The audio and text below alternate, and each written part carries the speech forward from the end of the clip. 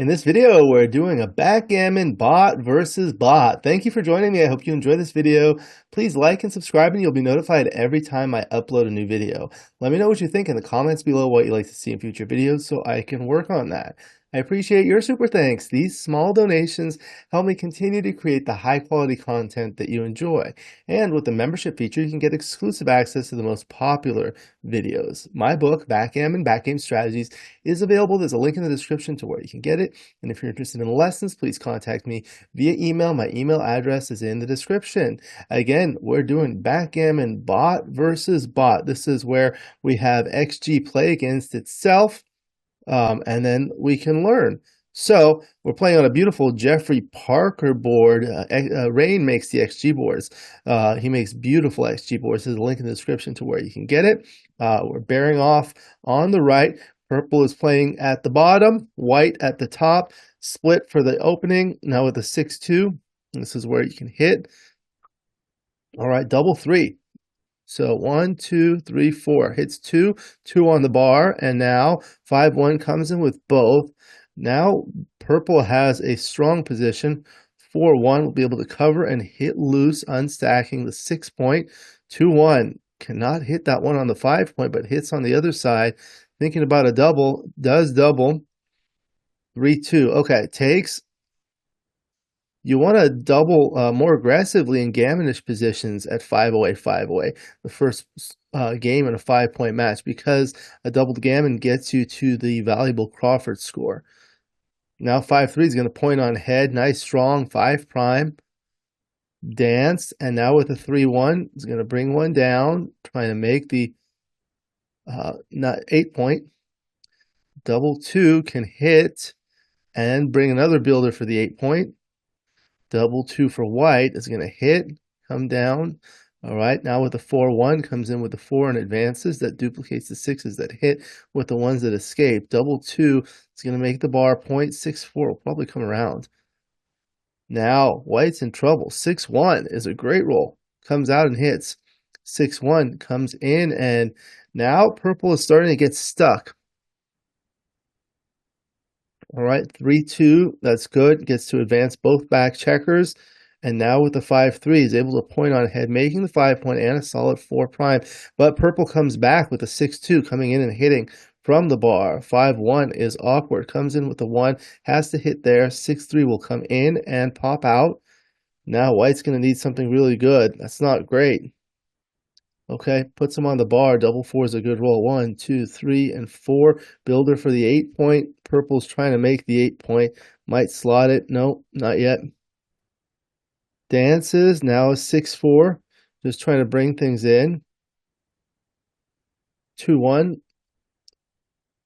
Does not want to get blitzed. Now he makes the full prime so that 6s can't pop out. They'd be forced to the ace point.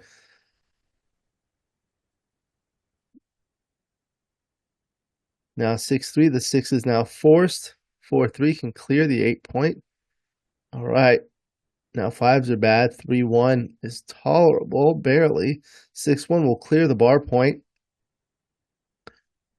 6-3 will come out, maintains the 4-point board with the slotted 2 and 3 points. 5-3 bears off 2 checkers. There's still a lot of gammons here. Can't come out. Double 6 is a great roll, bears off 4 checkers.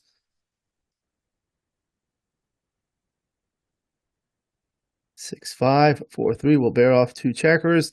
Now there's some odd rolls like 6-4 and 5-4, which leave a double shot. Double 4 is okay.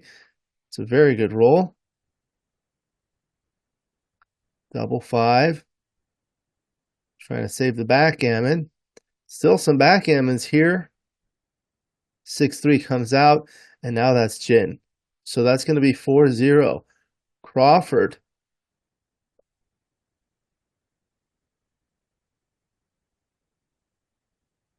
All right, now 5-4 splits. 6-4 is going to run. Okay, double 2 can do that and make the 4-point. Doesn't need the anchor quite yet. 4-1 will come in and step up. Double 5 will probably come around and hit. No, not hit. Makes the 3-point. Okay, that'll be an interesting one to look at. 5-2 is going to play behind. The double 4 will make the 5-point. Another double 5. makes the ace point, retains the midpoint. Double one will make the 4-point now. 3-2, probably step up to try to get out. 4-3, hits loose, dances. Now double 6, covers, and makes the 2-point. That's a good roll. Dances again. Now 4-2 will come out with a full prime. Things are getting awkward, but it doesn't matter. Losing a gammon is not big for purple here. These are the Backgammon Galaxy Monte Carlo checkers. There's the white one with the black swirl and the lilac color ones.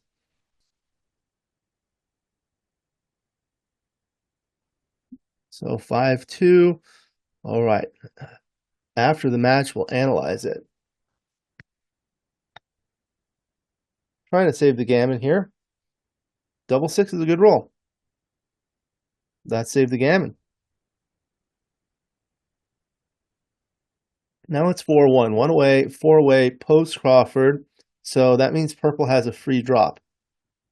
If he starts with a bad sequence, he can pass. Probably here. 6-5 is decent, so I may be able to save the free drop for later. Passes. Okay. So now it still needs to win 2 games. So now it's a mandatory take.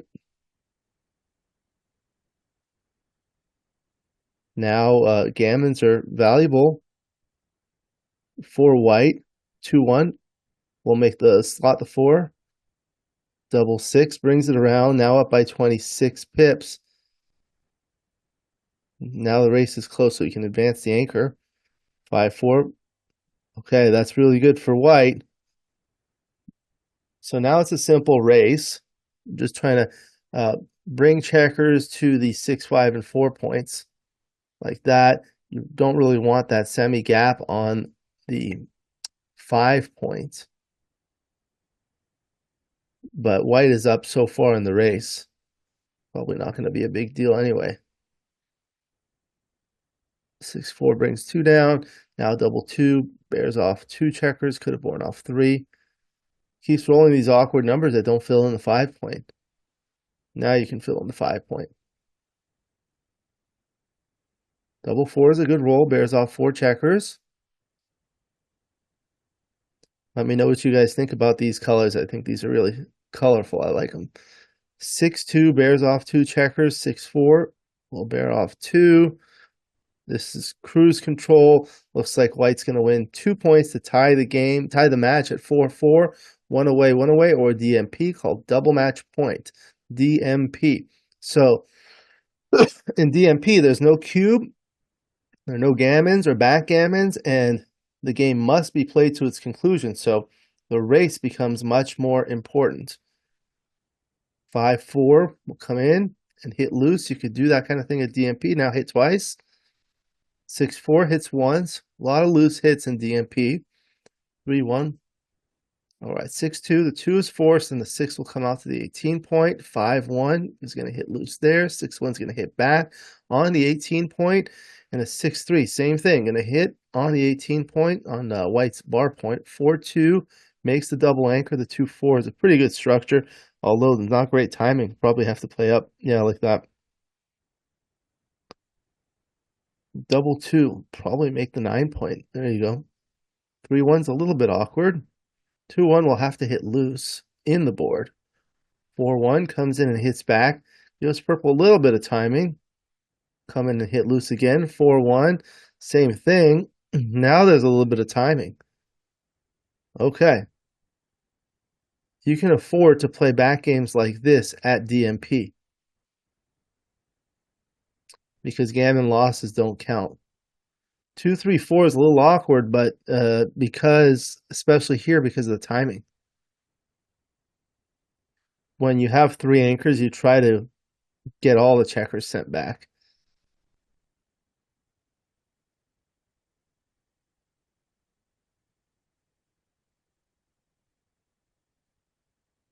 Doesn't want to hit there.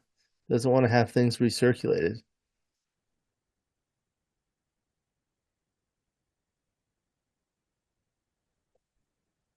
2, and is going to remake the 5 point. Now white's just trying to come out. Now purple structure is going to crack. like that. That's going to allow him to recirculate. Okay.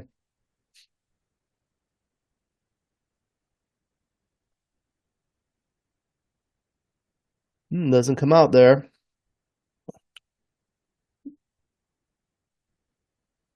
5-4 will clear the 10 point or play behind. Okay. Wants to get hit to recirculate.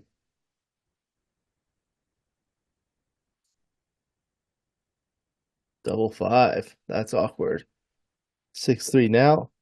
Doesn't hit yet. Just gave him the opportunity. I think I would have hit there. Double 6 is forced. Now a lot of awkward rolls. Okay. Double 2 is a good roll. 5-1 will have to hit now. Dance. 2-1. Will split and make the 6 point. 4-1 is awkward. Hits. Looking to hit back. Can't there. 4-1. Okay, safeties. Double 5. Cannot hit.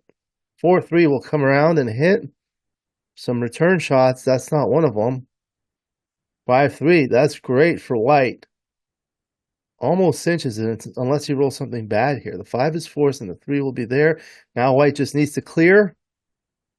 And he does it. So that's pretty much gin.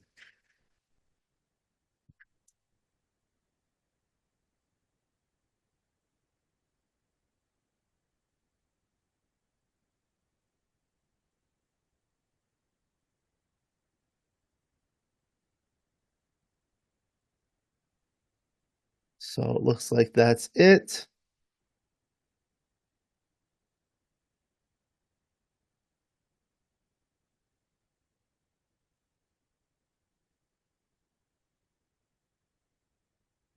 All right. So now I'll analyze it. Well played, obviously, by the bot. There we go. We'll put it on arrow. People like that. All right. So we'll go through the moves. The standard ones we'll just kind of go through quickly. The 3-2 is a standard split, and with the 6-2, this is something that people often get wrong. You're supposed to hit loose here. Let's look at the plus analysis here. 24-18.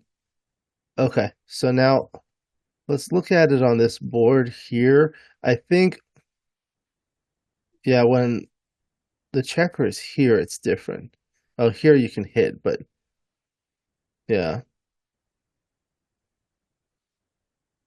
Like, let's say you have a 3-2. Let's change that. So the 3-2, after the split here. Okay, so this is a little awkward, but here you come down. Let's say it was a 3-2 split, and now you have a 3-2. You can come down and hit loose there. Let's see what happens. But splitting the back checkers is close. However, when it's a 4-3 split, now I think it's correct to split the back checkers and hit loose here. Oh no, they're close. The point was that when there's a checker on the 9 point, there's more of an urgency to split the back checkers than when the checker is on the 11 point. Okay, and then the double 3 was good. Just comes in, hits, and then hits the second checker, bringing a builder here. That was a good roll. And then the 5-1 was forced. The 4-1 was a good roll. Covers the bar point and unstacks and hits loose on the 5 point. You want to always fight for the high points. 2-1. Okay, so this was interesting. Let's look at it on the plus analysis. Because it preferred bar 23-6-5, which results in this position. Yeah, when you're way behind in the race, you can afford to do that kind of thing. Does unstack, although there's not 5 there, the selected play was a loose hit. Yeah, that's interesting, because I guess there are a lot of numbers that will come in and cover there. All right, so now this was a double from the bar. So let's look at this. You see, this one here, we'll go back to the original position. 66% wins, but 26% gammons. Okay, so if you go to cube information, Control Alt K, and put it on a two cube, look at the gammon value. It's 655 on a 2 cube, but in unlimited it's 0.5. So the gammon value is elevated. What that means is these 26% gammons are worth more at this score on a 2 cube than for money. Let's do the plus analysis so we can see. And then you can click for double take. It changes it a little bit. Changes a little bit. Okay, so I think it has to do with this checker being here. Let's go and look at it here. Let's move this checker to here. Let's see what that does. Yeah, now it's no double. Okay. What if now purple owns this point? Now it's a pass. Look at that. The only reason you can take is because of this. So that's a good exercise to do to see what happens. The other thing is like, let's say we can change the score. So let's say white has 1, so it's 4-way, 5-way. Now those gammons are really valuable. It gets stronger. So if we look at the cube information, on a 2 cube, the gammon value is even higher for white, 0.814 at 4-way, 5-way. And if it were like 4-way, 3-way, oh, you know what? I had it the wrong way. This is 4-way, 5-way, sorry. 4-way, 5-way is almost a pass. 4-way, 3-way, it's a pass. And 4-way, 2-way, it's getting close to too good, but it's still a pass. So these are the exercises I do to help learn. All right, so then we'll go back to arrow here. 3-2 comes in, and you really want to cover there. Double 1. Okay, it looks like these ones were close. Yeah, or cover. Okay. And then the 4-2 was good. Did it prefer running and keeping that prime? It did. But they were close. So what happens here is you go out here, resulting in this position, and now these don't see daylight. These can't escape with a 6. However, after this, they can, but you do have a 3-point board, so you're a favorite in hitting exchange. But you don't really want to have extra checkers sent back. I guess that's the reason why. Okay, 3-2 steps up. 5-3 is a perfect roll, makes the point on head, and then the 3-1 comes down. You don't want to anchor. You want to keep them spread out here. The 2-1, they prefer the safe play. At least safe from this perspective. Doesn't want to get hit over here. What did it do? Went here. Now that leaves a direct shot. Don't really want to do that against this board. You'll lose a lot more gammons here. See, 34.5% versus 31.1. All right. Then the double 2 was good. Hits and continues. Double 2 here comes in, makes the point on head, and brings the builder. It's always nice to have a spare on the 6 rather than have it stripped. You could use that as a builder. When this point becomes stripped, you're able to break it and use it as a builder, but you're not going to want to break your 6 point to use it as a builder. That's why you want to have spares on the 6. So the 4-1 comes in, and the double 2 makes the bar point. Could have made the 9 point.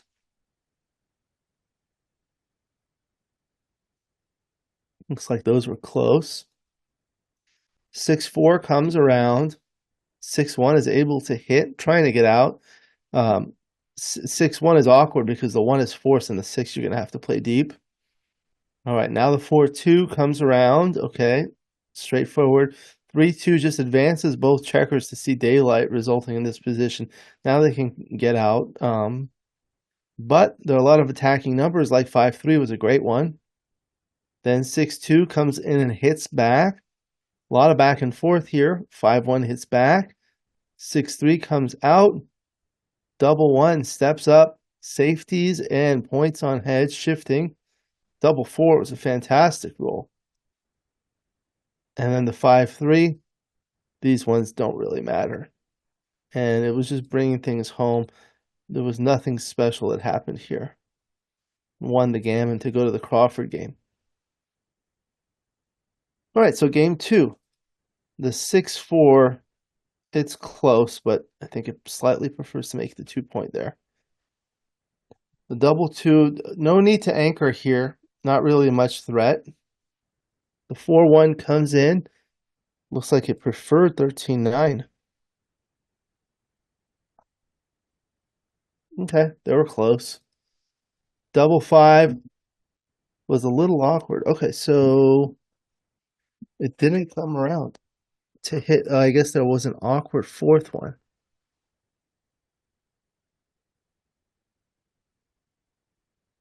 Oh yeah, these were close. Like this. This is kind of a blitzing play, but it didn't need it. You just want to go ahead in the race. Okay. Then 4-2 anchors and comes down. 5-2 has to play safe.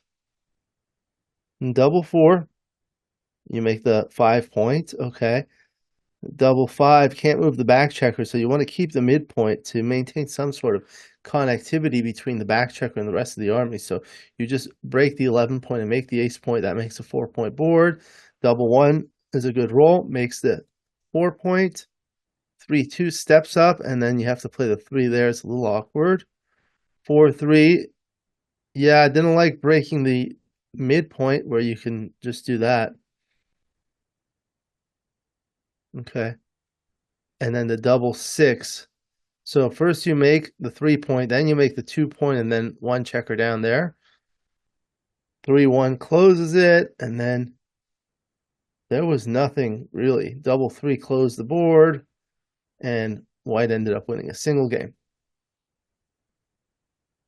Game 3, okay, so it was like this, and this was a double and a pass. So what would you need to do to make it a take here? So let's put in this board, and let's say instead of the 6-5, it was double. The doubles usually work. Let's start with double one. Yeah, now it's a take. Okay, what about double two? Double two here is usually played 2 up and 2 down, but let's see.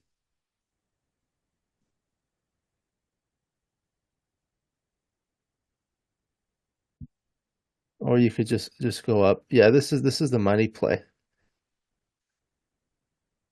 Yeah, the money play is like this, but at this score, the gammons, you don't want to lose a gammon, so you just make this play. So now you can take a cube. Yeah. And with double 3,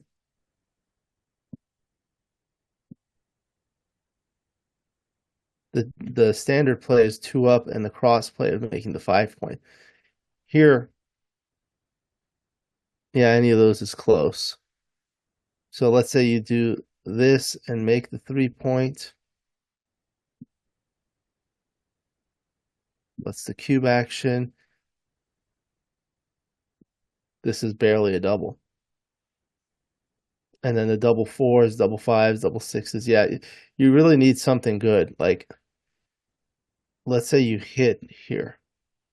And now white has a, and let's put this there. This makes it a take. So you really have to hit back or roll a double to be able to take these things, assuming you don't roll first.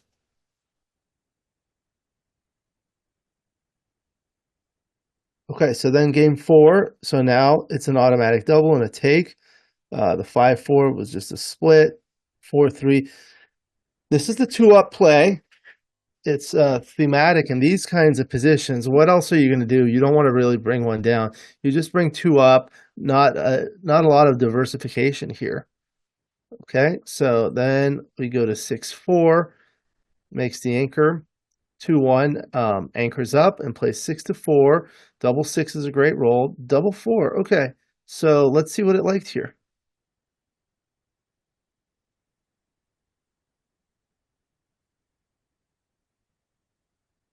It liked keeping the anchor because you're behind. That does make sense. Like this. Yeah.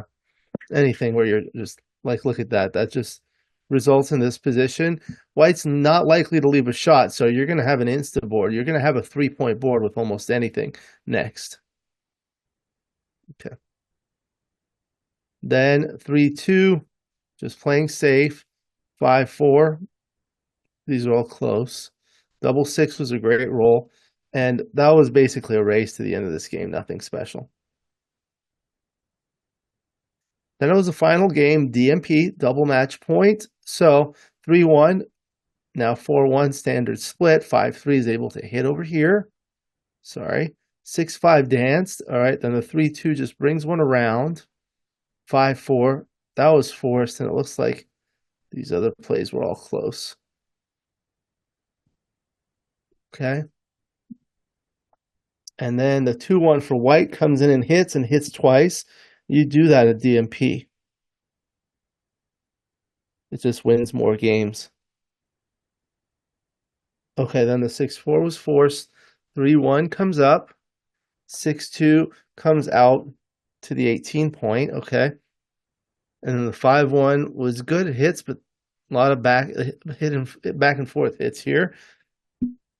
6-3 hits back. 4-2 makes the second anchor, but there's not a lot of timing, so it looks like it prefers it not keeping the two anchors. Yeah.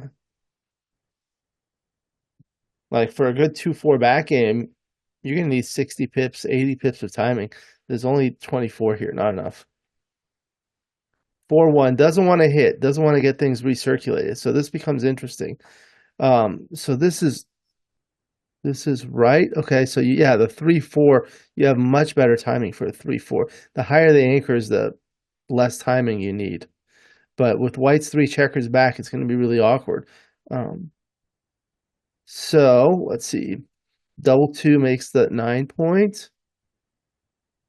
3-1 steps up. 2-1's going to hit loose. 4-1 comes in and hits back. 3-2. Okay, so this is where the recirculation starts. Here, 4-1 hits another checker back. 2-1. Yeah, I think I would have played this play over here. When you have three anchors, you need even more timing.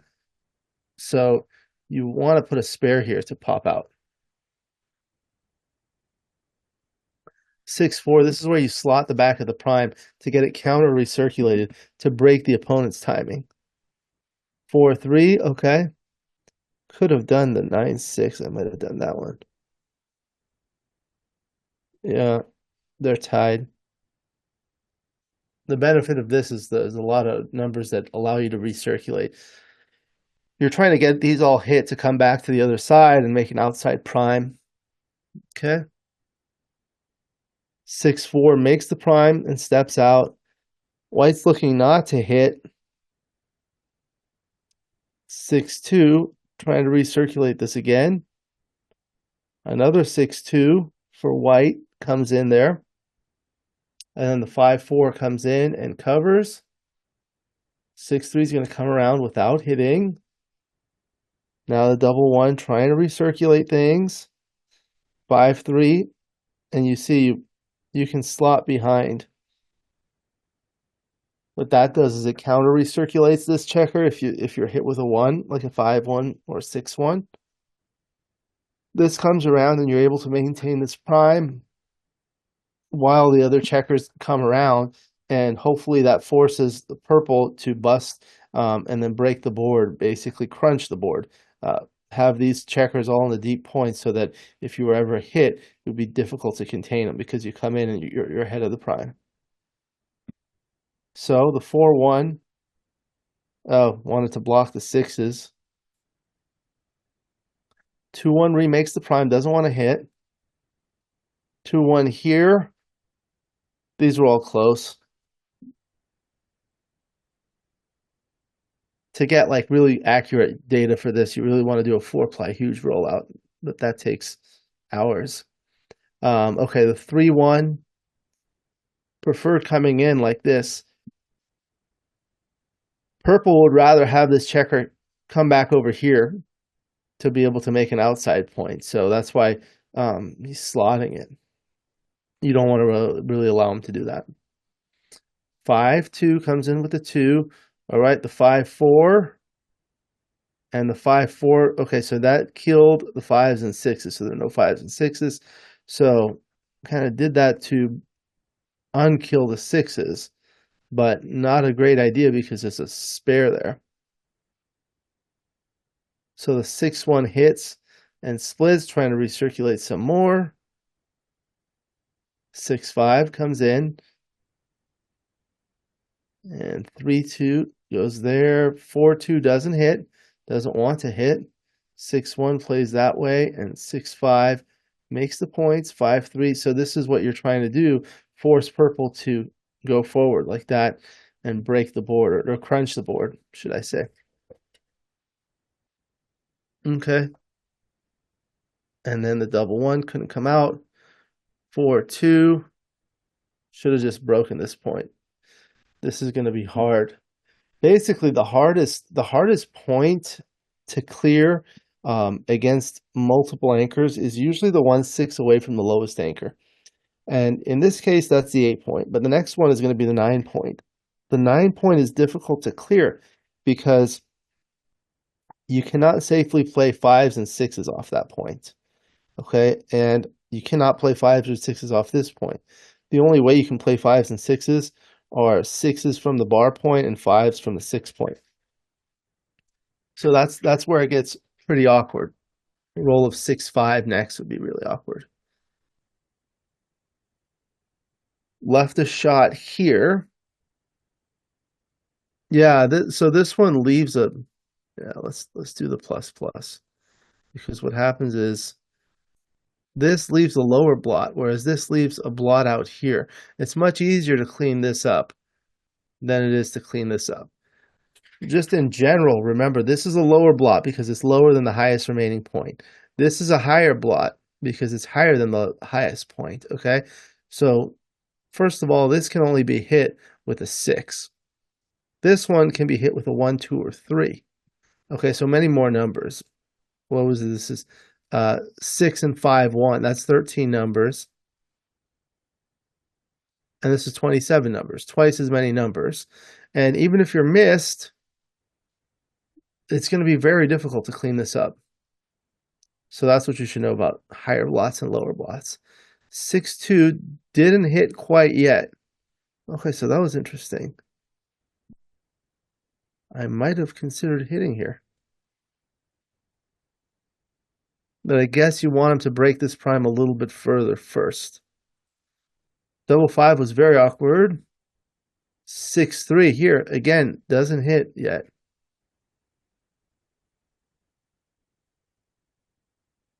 Look at that. 2-1 covers. 5-2 comes out. Double 6 is forced. Double 6 is forced there. Now, this one. Oh, 9-5. This one was much better. So this was a blunder by XG. Guess it wanted to break this point, because now rolls like 6-2, 6-5, 6-3, even 6-1, 5-1. Yep.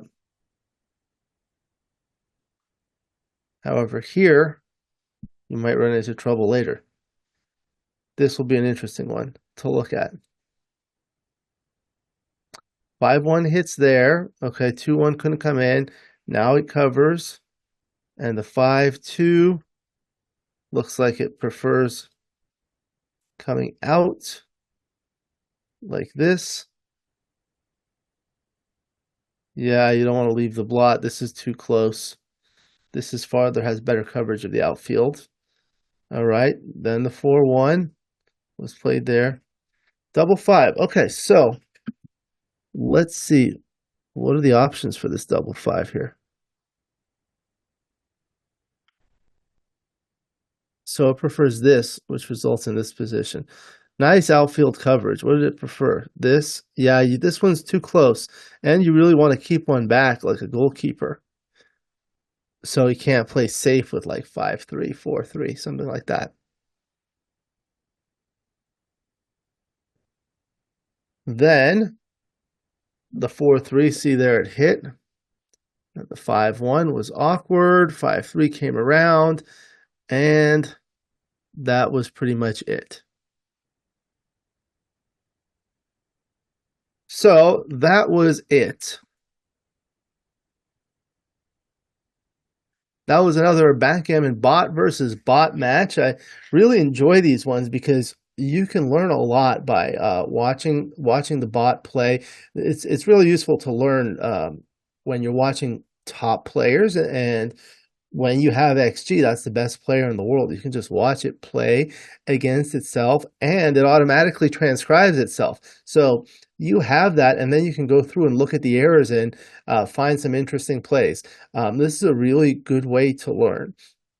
Definitely recommend it. I don't think a lot of people do this. They'll play against XG, and oftentimes you'll look at your own errors, but it's also useful to look at the opponent's errors because maybe you would have made that same error, and it's something to learn from.